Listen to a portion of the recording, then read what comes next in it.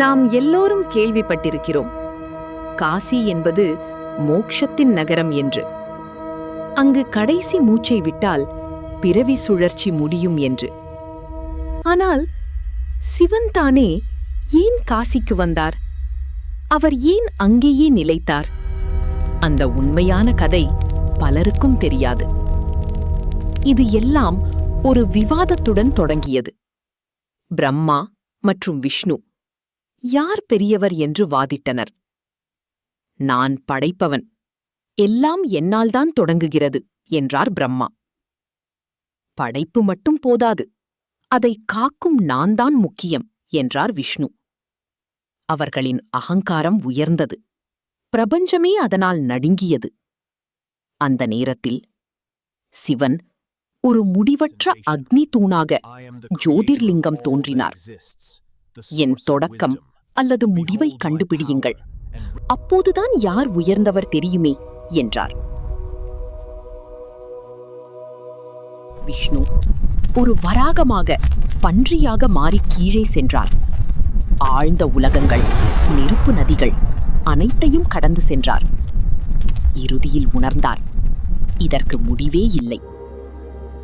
பிரம்மா ஒரு அன்னமாக, ஹம்சமாக மாறி மேலே பறந்தார். நட்சத்திரங்களையும் தாண்டி, காணாத உலகங்களையும் தாண்டி. அப்பொழுது அவர் ஒரு தாழம்பூ மலரை பார்த்தார். அது மேலிருந்து விழுந்து கொண்டிருந்தது. அவர் யோசித்தார், நான் முடியவில்லை என்று சொன்னால் என்னை யார் மதிப்பார்கள்? அவர் மலரை பொய் சொல்ல சொன்னார்.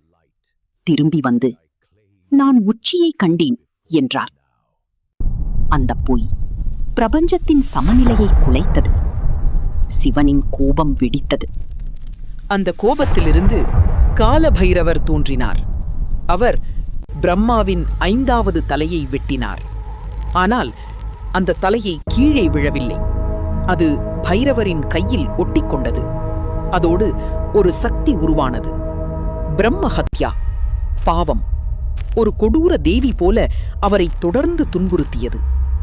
பைரவர் எங்கு சென்றாலும் அவள் பின்னால். அவர் உலகம் முழுவதும் அலைந்தார்.